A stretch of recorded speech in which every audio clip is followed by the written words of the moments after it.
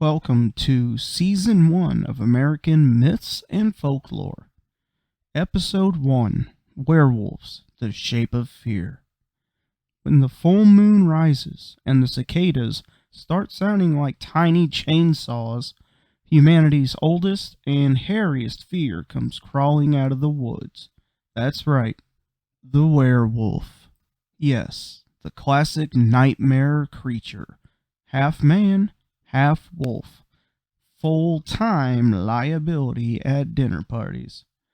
But werewolves aren't just movie monsters or the excuse your cousin Keith used for scratching up the neighbor's doghouse. These creatures have a long, hairy lineage that reaches back through ancient history, medieval madness, and even the modern Midwest. Tonight we are going to chase the tail, see what I did there, of the werewolf through thousands of years of myth, madness, and misunderstood medical diagnoses. So grab your silver, hide your snacks, and welcome to Episode 1 of American Myths and Folklore. I am your host, Corey Adam. I will be your guide through the shadowy woods of legend, sarcasm, and a little bit of fact-checking. Segment 1 begins with ancient growls, where the werewolf legend even began. Long before Hollywood gave us shirtless teen werewolves and CGI snouts, humans were already whispering about the men who became beasts. Let's rewind the VHS of time all the way back to Mesopotamia, because of course werewolves show up where civilization got started. So, Mesopotamian werewolves, where ancient gods and hairy men collide.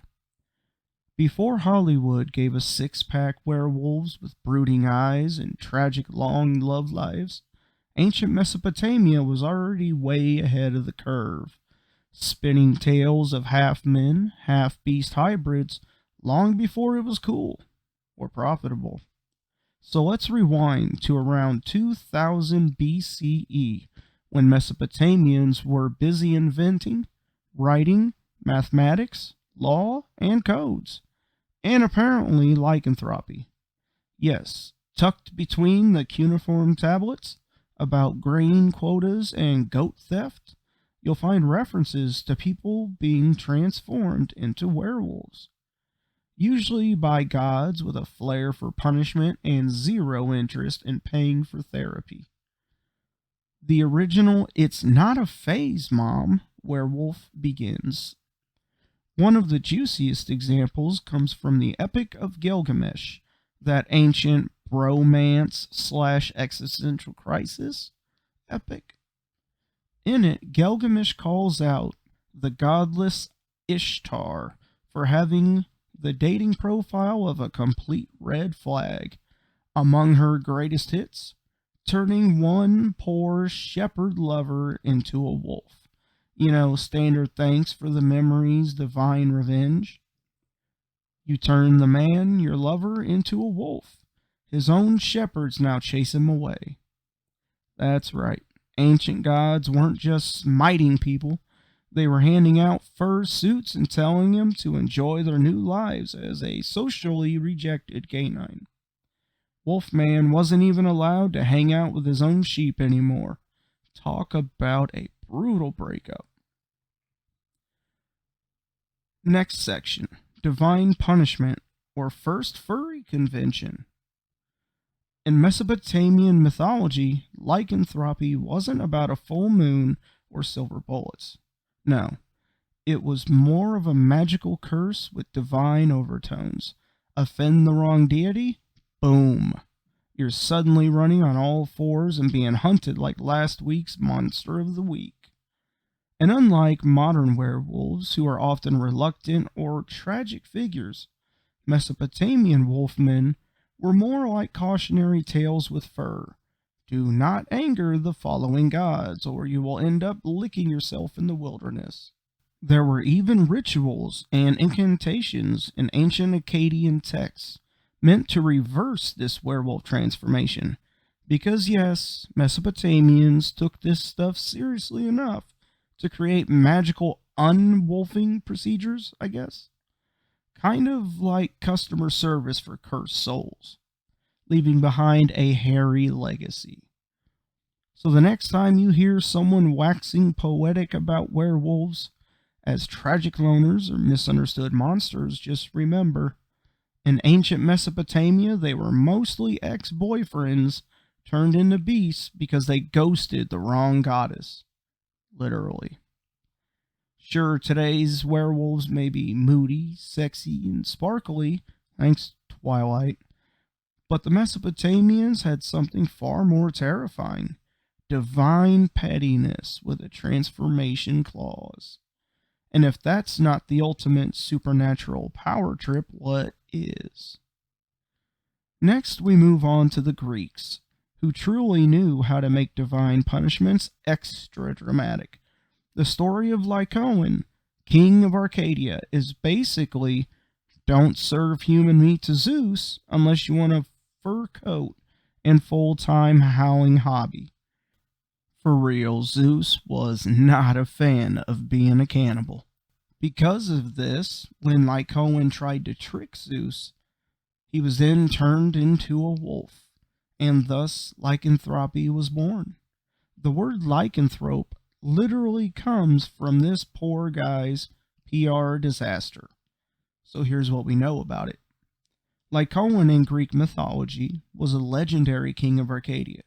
He was known as a cruel king who tried to trick Zeus, the king of gods, into eating human flesh. Well, that escalated quickly. Of course, almighty Zeus was not deceived by Lycaon's prank. Zeus then, because of this, devastated the earth with Deucalion's flood. According to Ovid's Metamorphosis book number 1, Lycaon himself was turned into a wolf. Do you want werewolves? Because pissing off Zeus is how you get werewolves, bro. And according to Plato, from the book Republic, for the ceremony of Lycaea, held in honor of Zeus Lycaeus at Mount Lycaeus. Apparently, this crazy-ass ceremony has involved some human sacrifice, because of course it does. Using lycanthropy, the art of transforming into a wolf, and according to some random Greek traveler named Pausanias, the rite was still being used all the way up to 2nd century A.D. Good Lord. Now the Roman werewolves, hairy hooligans of the empire. Ah, Rome, land of togas, gladiators, roads that still somehow exist, and werewolves, because nothing says civilized empire like the occasional man turning into a snarling beast in the moonlight, or just a few bad life choices and a curse or two. Unlike the Greeks, who gave us elegant myths filled with metaphors and doomed heroes, the Romans were more like, what if we added wolves, curses, and a dash of rural panic? Enter the Roman werewolf. Not quite as angsty as today's teen heartthrobs, but definitely hairier, drunker, and probably wearing sandals. So now I have for you a wonderful story about the origin of the Roman wolf bros.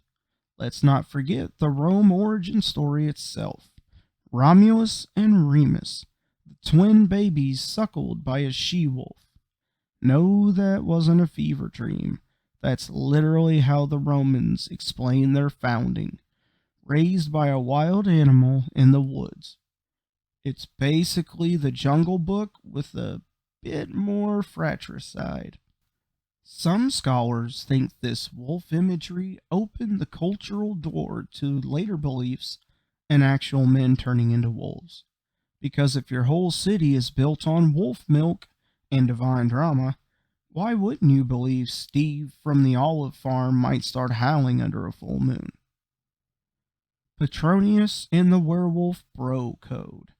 One of our favorite bits of Roman werewolf lore comes from Petronius's Satricon, essentially the Roman Empire's version of late-night stand-up. But, hold up. apparently with urine? What? Okay, so in the story, a soldier strips naked, pees in a circle, yes, really, and transforms into a wolf before running off into the night. Meanwhile, his buddy's like, cool, cool. I'm gonna go get a drink and pretend that didn't happen. Peace out. So apparently, this man took off his clothes, made a circle around him using his urine, and poof, he turned into a wolf, allegedly. Yes, nothing says dark supernatural transformation like a magical urine perimeter. Bruh. Honestly, it raises more questions than it answers. Like, was this a common thing? Were Roman baths secretly werewolf prevention centers? Moving on. This part is called Farmers' Fear and the Furry Men. Much of Roman werewolf folklore was rural, and often tied to the fear of outsiders, night creatures, and that one guy named Clark who lives just a little too far from the village and has an unusual amount of body hair. Werewolves were often used as moral warnings. Don't stray from the village, don't trust strangers, and don't skip leg day or you'll end up looking like a cursed goat man. The usual Roman life lessons. And this is not just a furry fairy hair day. But let's be honest, Roman werewolves weren't just spooky bedtime stories. They were a mirror of real fears, of madness, wildness, and losing one's civilized self. Because nothing terrified an upper-class Roman more than acting like a sweaty barbarian with poor hygiene. Unless, of course, you were a gladiator, because that was apparently sexy. In conclusion, when in Rome, try not to pee in a circle. So the next time someone starts waxing poetic about the noble Roman Empire, remind them it was also home to stories about dudes who turned into wolves, ate sheep, and maybe murdered some villagers? Wow. All because they skipped dinner and urinated creatively. Werewolves were not just a medieval thing. The Romans did it first, and they did it weird. Side note, did you know that Apollo's mother, Leto, is reported to have given birth to him as a she-wolf to evade Hera? But these weren't horror stories yet. They were morality tales. Don't disobey the gods, don't murder, and don't snack on people. Basic etiquette. So this section, we move on to medieval werewolves. When your neighbor was hairy and possibly Satan? That escalated. Here we are in medieval Europe, where hygiene was optional, the Black Death was trending, and anything weird was probably, the devil's fault. Enter the werewolf. The original, it's not me, it's my cursed alter ego, homie. Excuse for murder, heresy, and occasionally snatching a sheep or two. While the Greeks philosophized about the soul and the Romans peed in circles to transform into wolves, don't ask. Medieval Europe cranked the paranoia up to 11 and gave us real werewolves with a heavy helping of sin, superstition, and really bad legal advice. Now for a little math. What do you get when you add wolves plus church? The answer is instant horror story. First things first. In medieval Europe, wolves weren't just predators. They were symbols of chaos, wilderness, basically everything the church hated, like freedom, nudity, and not dying in a plague-ridden town. So naturally, when someone started acting a little bitey, the good people of the village jumped straight to, yes, clearly he's made a pact with the devil, and now moonlights as a beast. burn him. Because really, why blame rabies when you can blame Lucifer? Now on to the werewolf trials, like witch hunts, but a little hairier. And yes, wolf trials were a thing, and no, they weren't any more logical than the witch trials, which, as you may recall, involved things like throwing women into rivers to see if they floated. Pro tip, they always float. In places like France, Germany, and Switzerland, people, mostly men this time, were accused of turning into wolves, killing children, or attending satanic fur-fueled orgies in the woods. What? Oh, hell no. And their evidence, maybe a scar, a bad dream, or the fact that your crops died. Boom! You're a werewolf.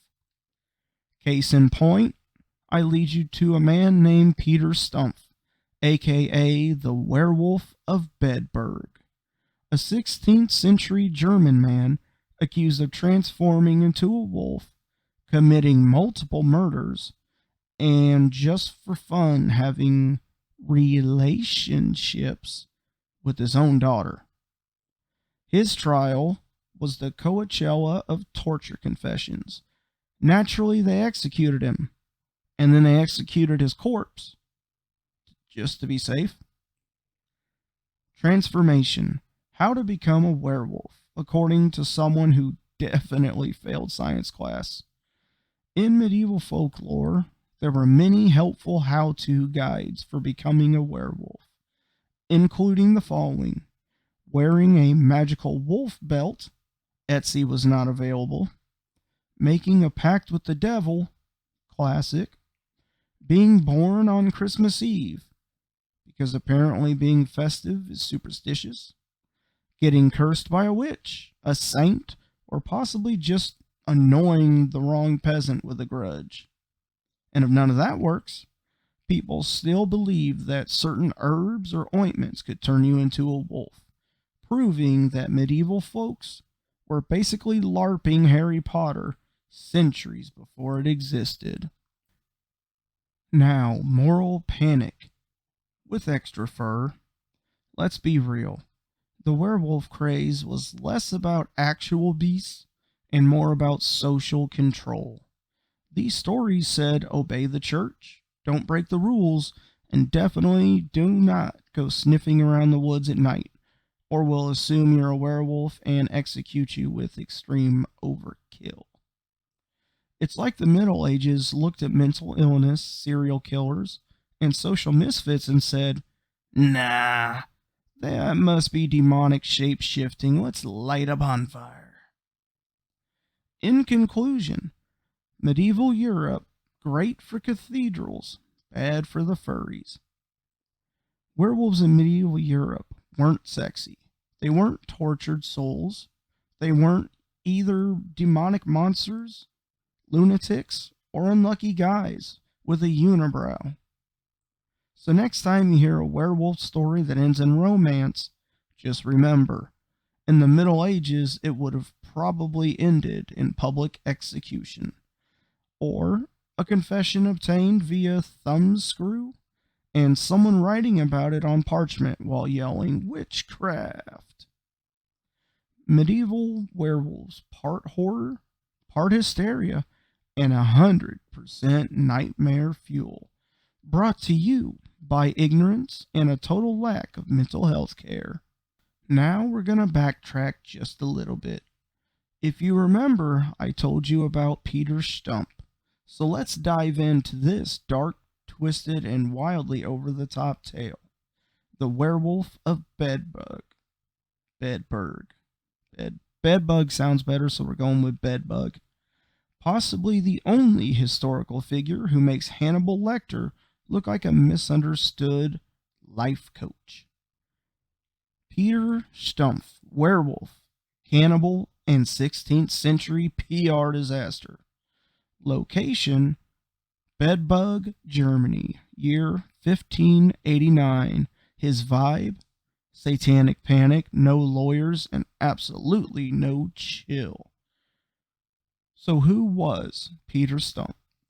Peter Stump, also spelled Stoob or Stub, or however the nearest monk felt like spelling it, was a wealthy farmer and respected community member in rural Germany, which of course made him the perfect suspect when mysterious deaths started happening. Because if there's one thing 16th century villagers loved, it's turning on their own loved ones when the sheep went missing. But Peter wasn't just accused of stealing livestock.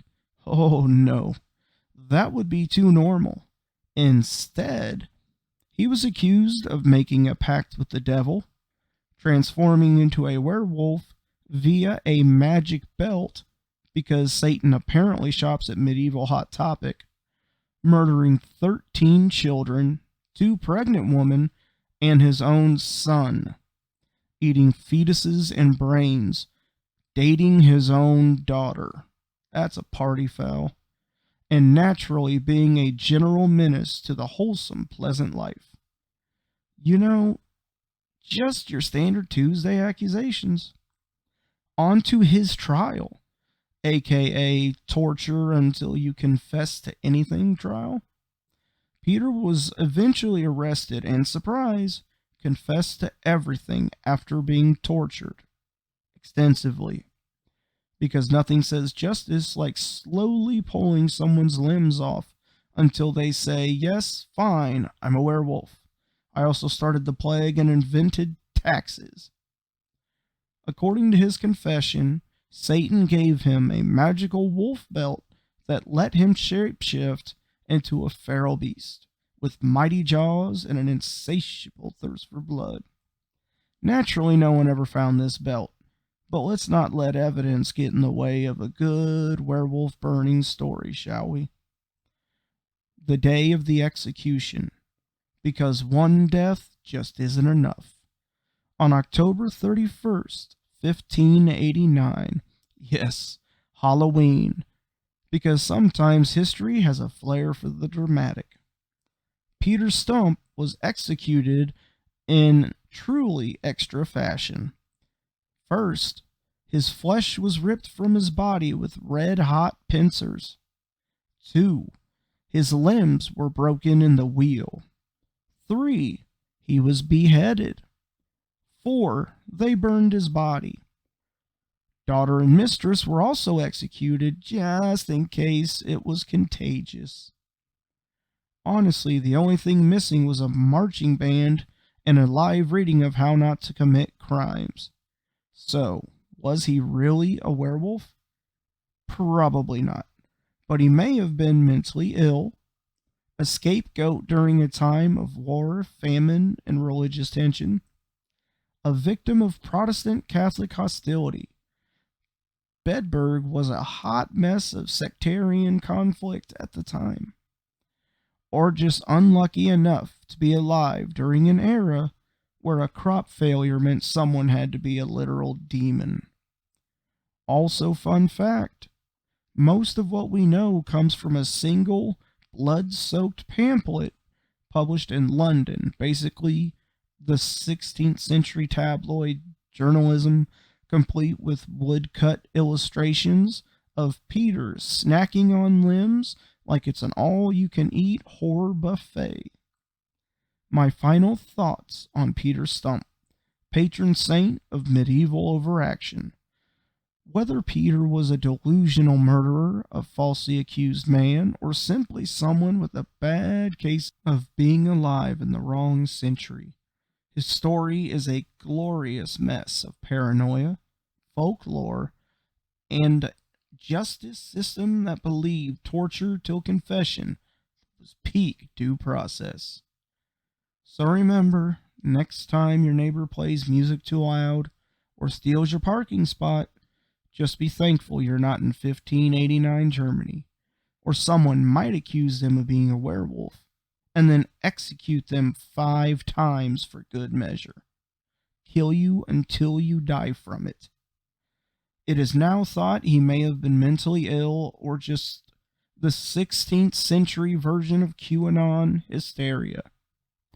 Now, the next section is about werewolves going global.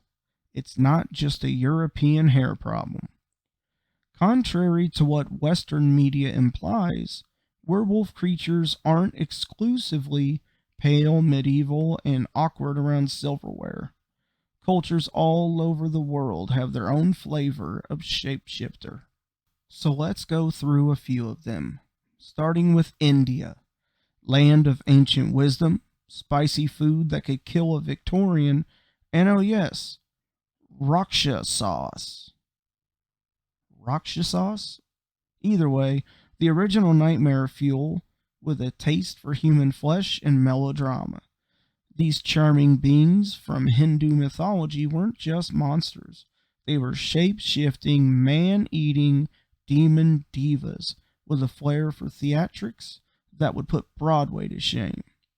Picture this, a creature who can turn invisible, fly, change form, and still finds time to sabotage holy rituals just because they're bored. From the epic Ramayana, where Rakshasas like Ravana, 10 heads, 0 chill, make kidnapping princesses look like a competitive sport, to the demon armies who basically existed to get smited by righteous heroes with fabulous hair. Rakshasas were the toxic exes of ancient Indian storytelling, hard to get rid of, great at making a mess, and always showing up when no one asked them to. Now meet the Ravana, the 10-headed, 20-armed overachiever of Hindu mythology, who clearly missed the memo on subtlety. Born a Brahmin, but acting like the universe's most dramatic villain, Ravana decided that kidnapping Sita, wife of Lord Rama, was solid strategy for finding love.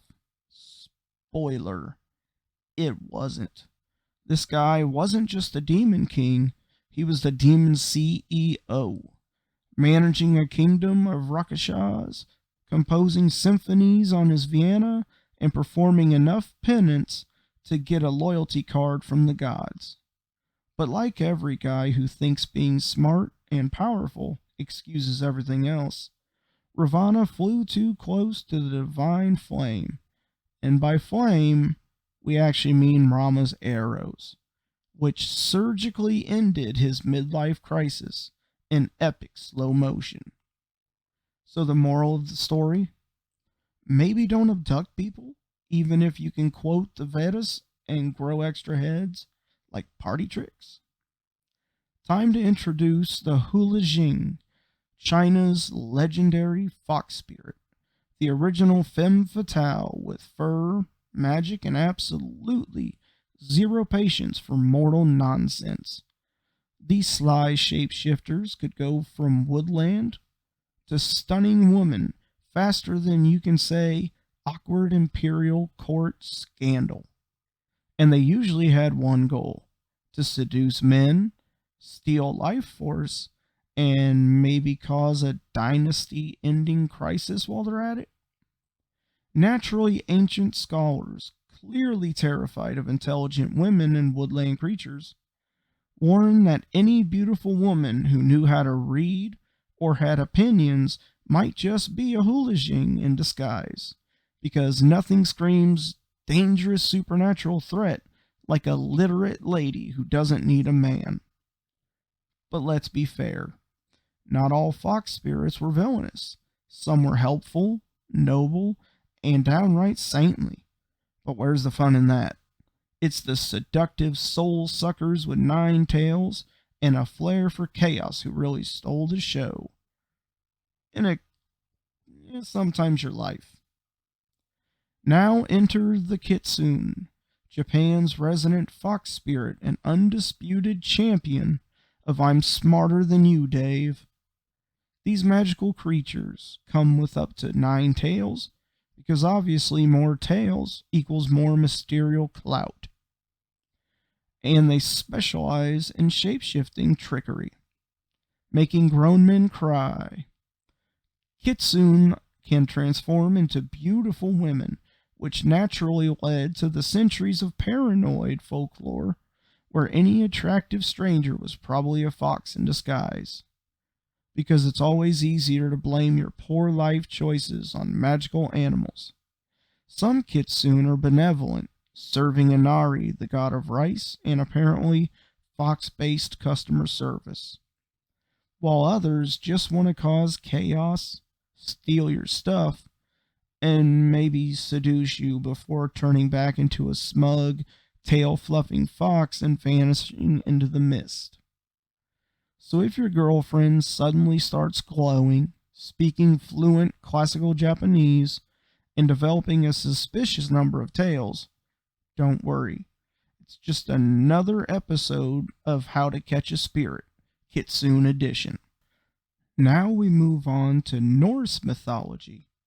Next, the Norse werewolf, because apparently pillaging, drinking, and fighting ice giants just wasn't metal enough.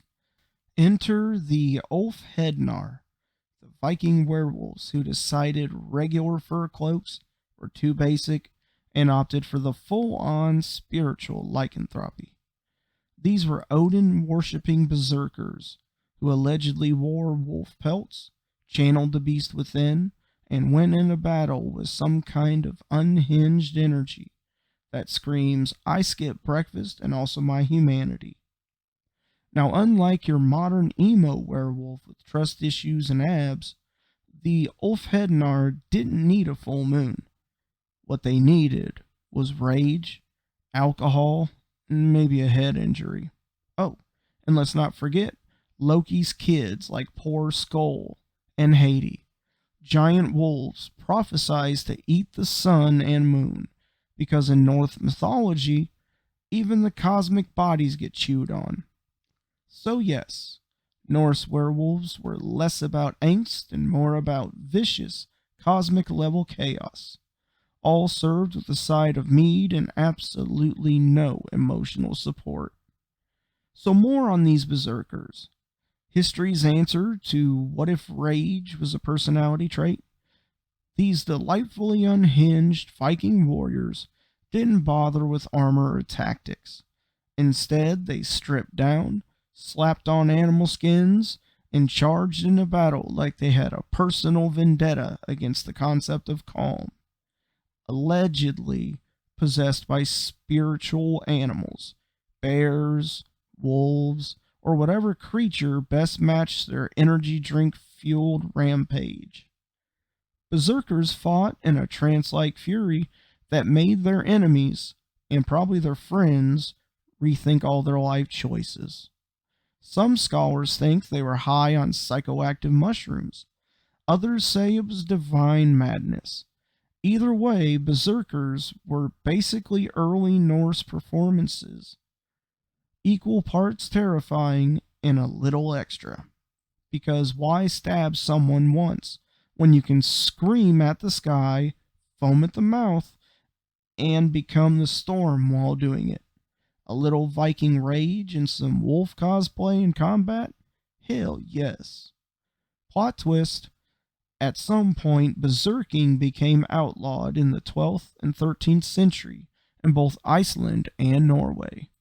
Let's talk about the 𝕚𝕚𝕚, Slavic folklore's very own contribution to the "oops, I turned into a monster and ate the neighbors again" genre. Equal parts werewolf, vampire, and a bad life decision, the 𝕚𝕚𝕚 is basically what happens when you combine bloodlust, body hair, and unresolved village drama.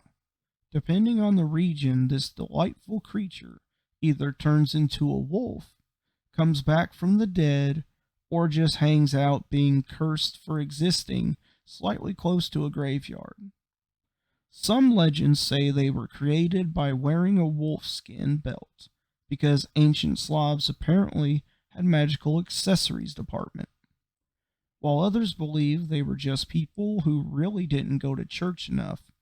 And let's not forget the cheerful tradition of digging up corpses just to double check they weren't secretly werewolves.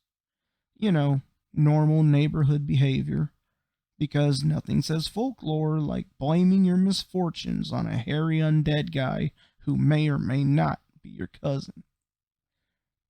Predating Christianity, the name 𝔻𝕝𝕦𝕤𝕚, which sounds like a bad IKEA chair, but is actually their word for werewolf. And what triggers this change is still up for debate. This creature could either be cursed or willingly transformed, depending on how cursed your love life was. Changing is described as a harrowing and uber painful event. Basically, your body contorts and twists, the bones crack and shift, muscle mass and strength increase, and then you go full werewolf, baby. Think of the most pain you have ever felt and amp that pain to 100. Ouch. But kind of worth it to have that power, though, right? Or is that just me? Now we move on to Haitian voodoo and werewolves. Because when your spiritual system already includes spirit possession, ancestral magic, and the ability to walk between worlds, why not throw in a werewolf just to keep things spicy? The loup-garou, Hades' answer to the question, what if your nosy neighbor was secretly a shape-shifting, blood-sucking nightmare with flair? According to folklore, these werewolves don't just bite you. They slurp your blood, curse your crops. Worse, they probably criticize your fashion choices while doing it. They're said to be humans who made dark pacts because clearly selling your soul for eternal power and a dog-like PR problem is totally worth it. And unlike their European cousins who need a full moon, Haitian werewolves are a bit more flexible, because real Caribbean evil doesn't wait for lunar scheduling. Bonus points, they can remove their skin like a coat? Gross. Even fly through the night like something out of a gothic fever dream. So the next time your cousin starts acting weird at dinner and avoids mirrors, don't worry. It's probably just a casual demonic lycanthropy voodoo edition. On to African werewolves, because why should Europe have a monopoly on hairy nocturnal drama? Across various religions of Africa, shapeshifters weren't just your garden variety 𝔻𝐫𝐻𝑇𝐴 farmer wolves, but terrifying, mystical hybrids known for turning into hyenas, leopards, or even wolves, all depending on local fauna and the storyteller's mood. In places like Ethiopia and Sudan, these weren't your Twilight brand brooding werewolves. These were witches with fur, casually roaming the night, devouring your livestock, stealing your baby, and probably critiquing your cooking while they're at it. The Buddha in Ethiopian lore, for example, is a blacksmith by day and a corpse-munching were-hyena by night. Bruh. Because apparently moonlighting as a zombie dog is just part of the trade union agreement. Forget silver bullets. In some stories, the only way to stop them was intense prayer and a very solid grip on your ankles. So, while Western werewolves sulk about their curses and dream about romance, African werewolves are out here hunting, feral, eating anything and everything, and not even pretending to feel bad about it. So no, it's not just Europe and America. Apparently everyone across every timeline has shared this collective fear. A guy who gets a little too angry and way too weird when the moon comes out. Now we move on to America and the werewolves. A hairy history of hysteria, hype, and hold my moonshine. Now with barbecue sauce. Ah, yes, America.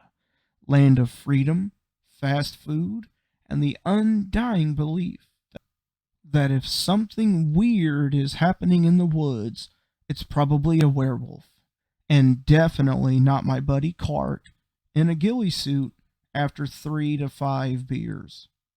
While the United States isn't exactly the ancient homeland of werewolf lore, nah, that honor goes to Europe, who have been blaming shit on werewolves for centuries.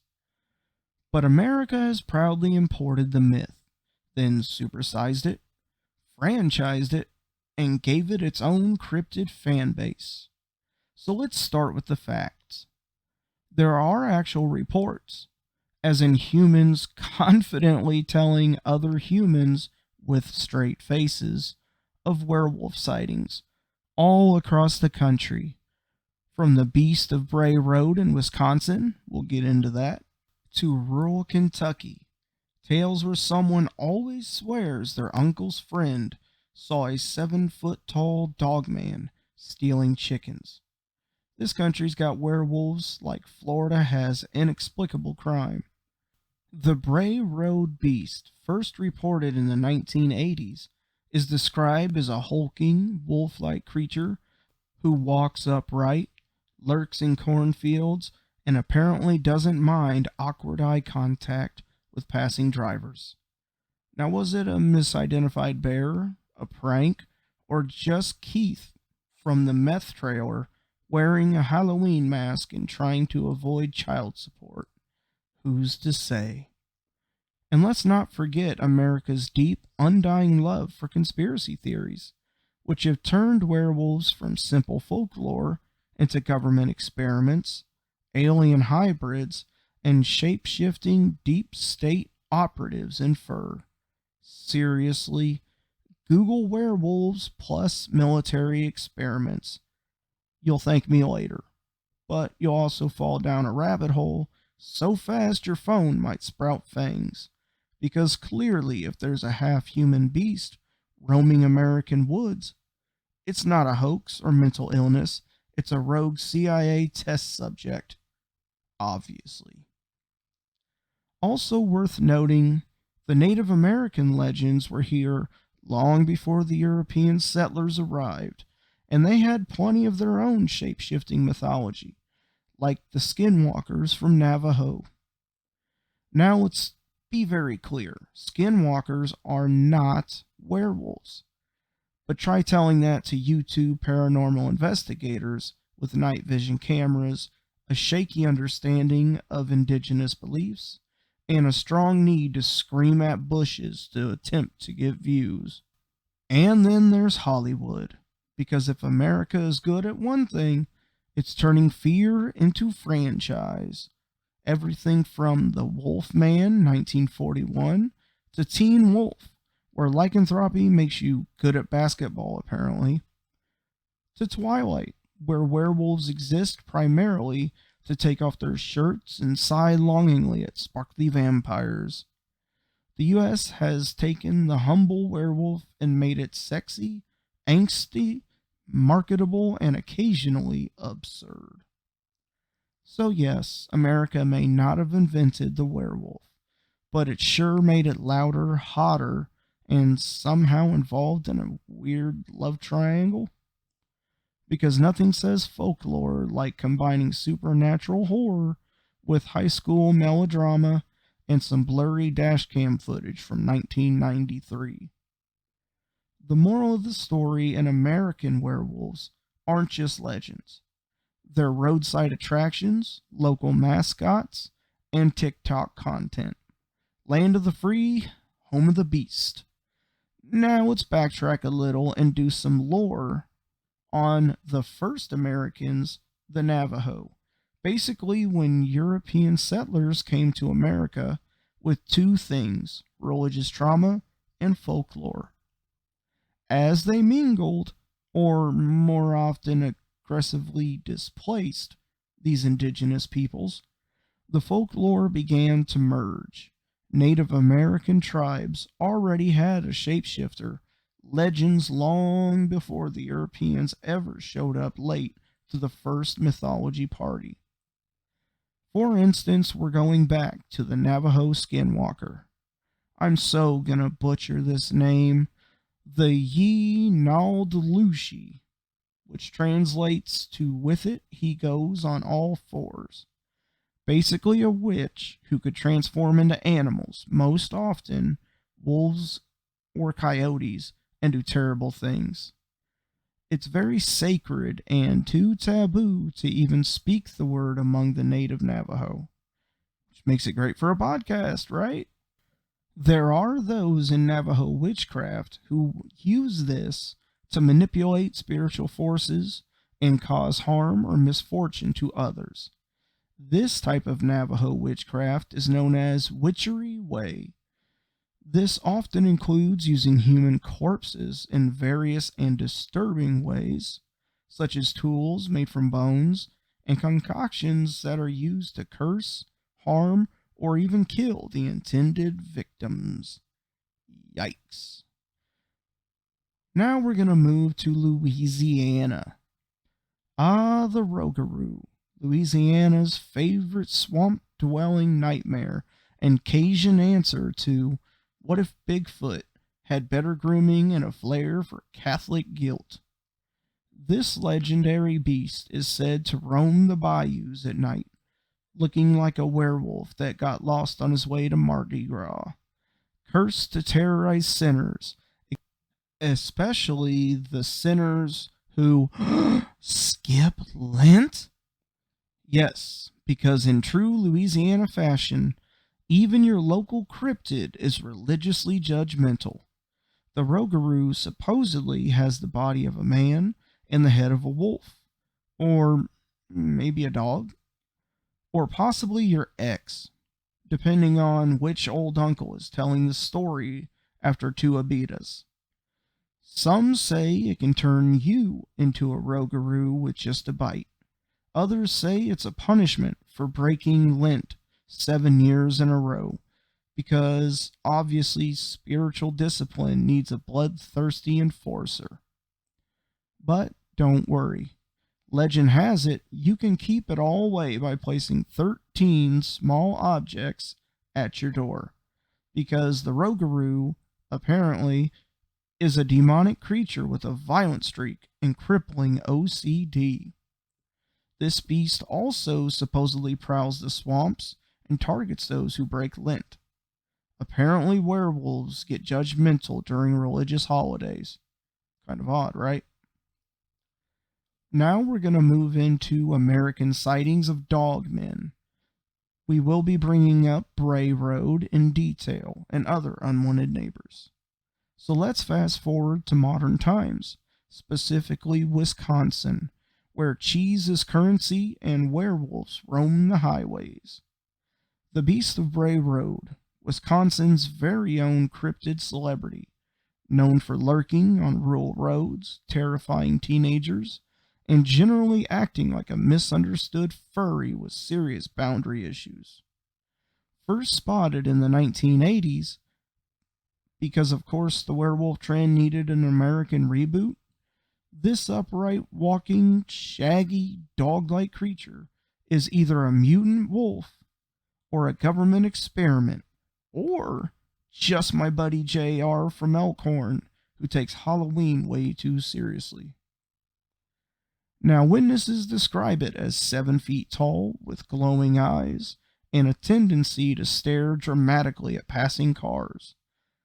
Because if you're a cryptid and not brooding in the dark like a gothic romance villain, are you even trying? Locals have reported everything from roadside sightings to ominous growls in the cornfields, because nothing says Midwest nightmare like a werewolf who might also just be a very determined raccoon with a gym membership. Whether it's a legend, a hoax, or just Wisconsin being weird, the Beast of Bray Road remains a howling reminder that sometimes the scariest thing on the back road isn't those potholes. It's possibly that local werewolf that might have a fan club.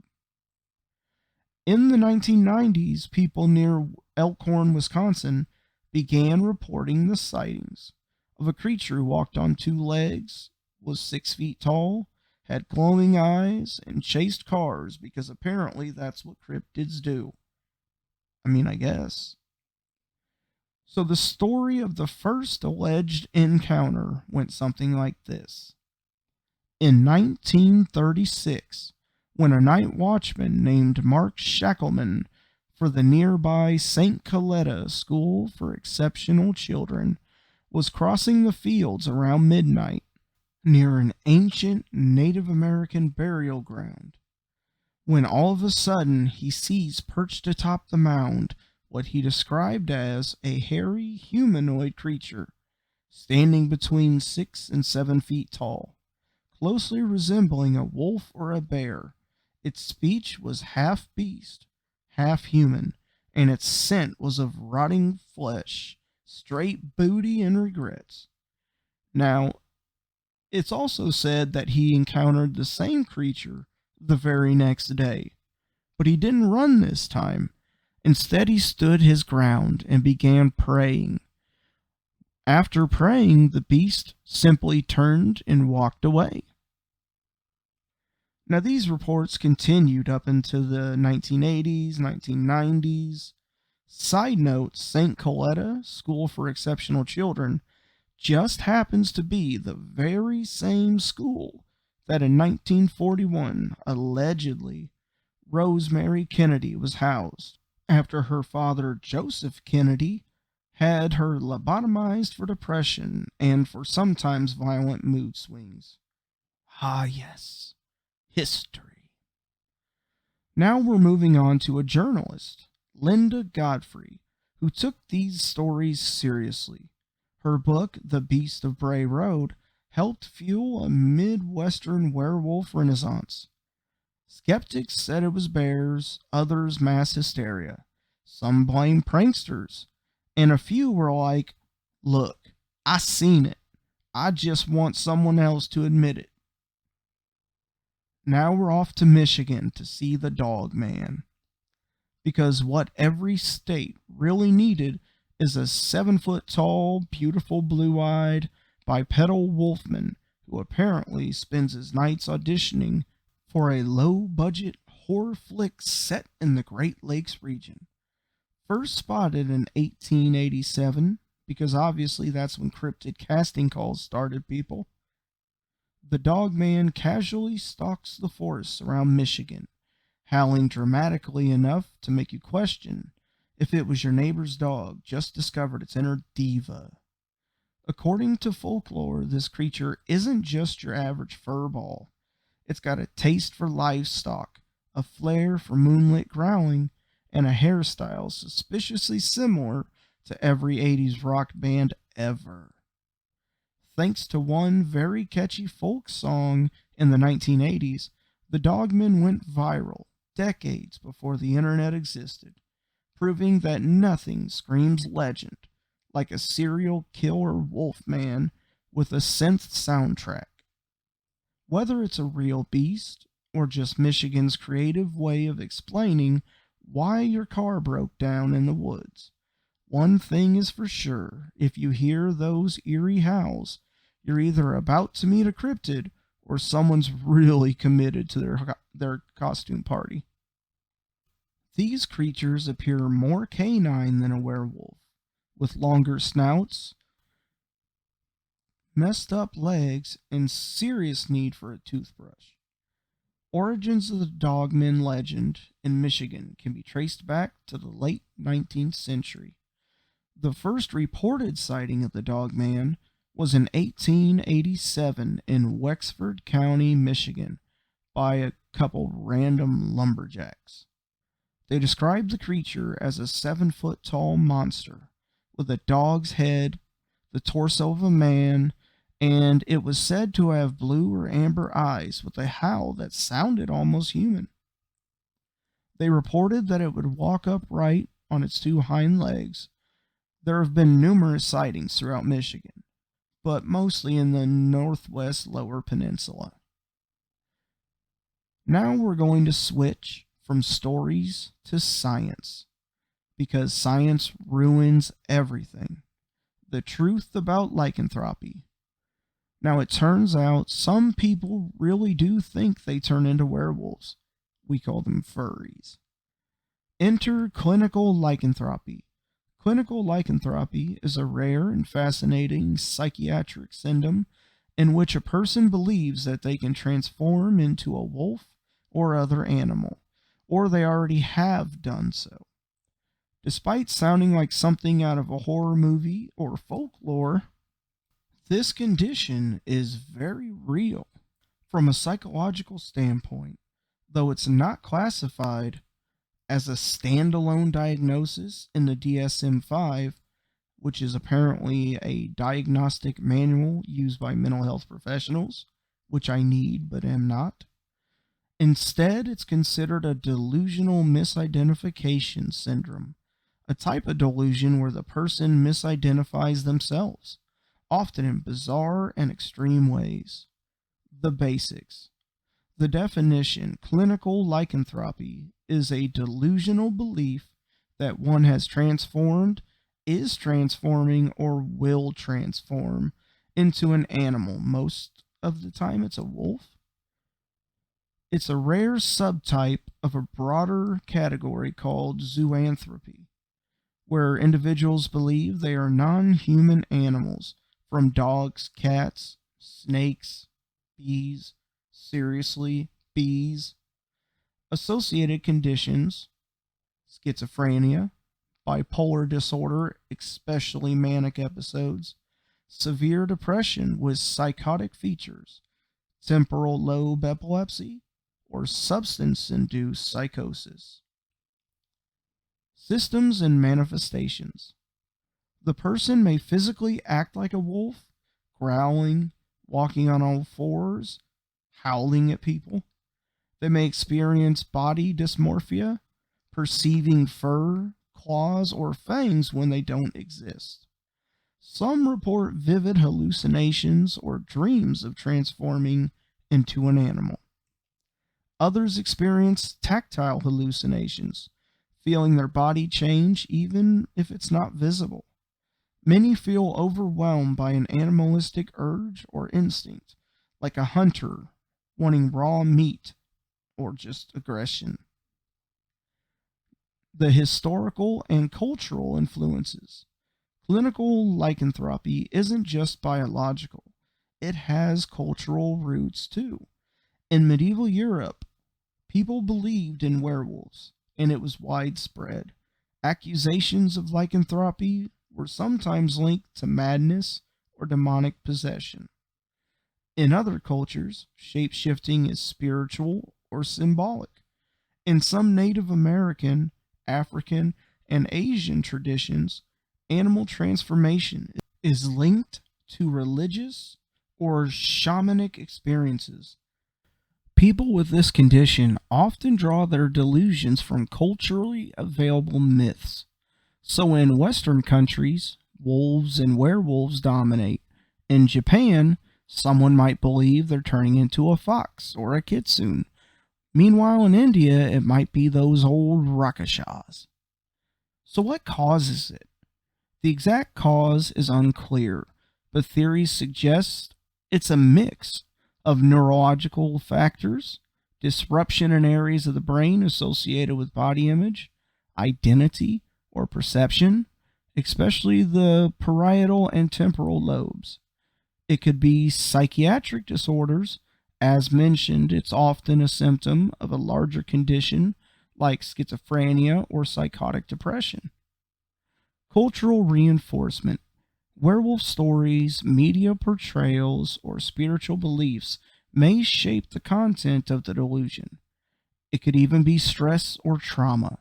Many cases involve people that are under extreme psychological strain or trauma. Here are a couple famous case studies.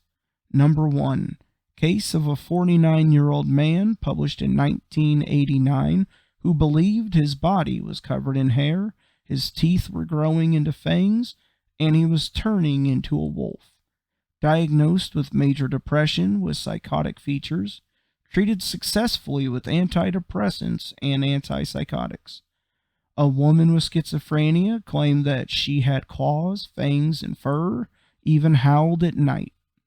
Also had religious delusions, believed she was being punished by God. Cultural variants. In Africa, there have been reports of patients believing they're hyenas. In Japan, people have claimed to be transforming into dogs or foxes. So what's the treatment for this? There's no real silver bullet, but treatment typically includes medication, mood stabilizers, antidepressants, cognitive behavioral therapy, even hospitalization in severe cases for that person's safety. Time for closing. Is it real? Yes, but not literally. To be clear, clinical lycanthropy is not evidence that werewolves exist. It's a neuropsychotic condition where people sincerely believe they're transforming. It's one of the most dramatic examples of how the human mind can distort self-perception, shaped by mental illness, cultural context, and raw primal symbolism. It's also a chilling reminder of how mythology and psychology can collide in very real, very human ways. But it's not all mental health.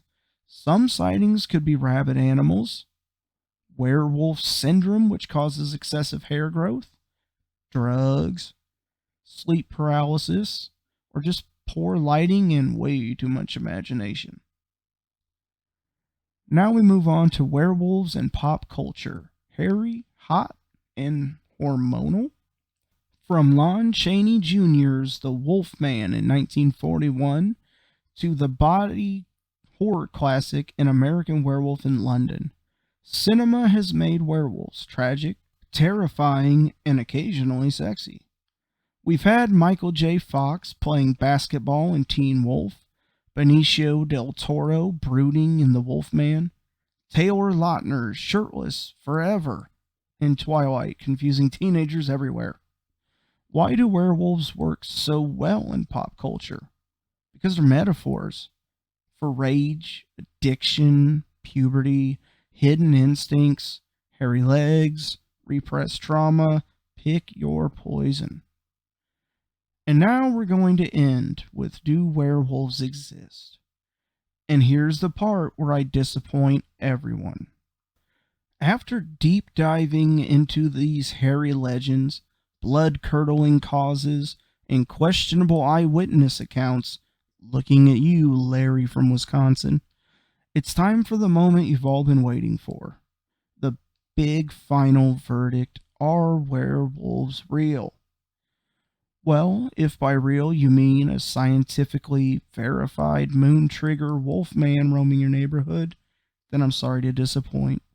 The closest thing you're likely to encounter is your neighbor Keith after too much energy drinks and a bad haircut. Maybe clinical lycanthropy? Sure, that's a thing. But it's more about psychology than silver bullets. And all those spooky sightings, probably misidentified dogs, overly enthusiastic cosplayers, or that one guy who just really fucking loves Halloween. So, are werewolves real? Only if you count folklore, pop culture, and the collective need for spooky stories on a Friday night. But hey, believing in werewolves gives us something to blame when the Wi-Fi goes out or when your cat mysteriously disappears for the third time this month. In conclusion, no actual werewolves were harmed or confirmed during this episode. But if you do see one, please let me know. I'm always open to a good story or maybe just a new Halloween costume idea. So thanks for howling along with me on this week's episode of American Myths and Folklore. Until next time, keep your garlic close, your silver sharp, and your skepticism sharper. I'm Corey Adam. If you like this episode, rate us, follow us, and email me your own sightings, hairy nightmares, or just tell me that you hate shaving at delusionalpodcast@myyahoo.com.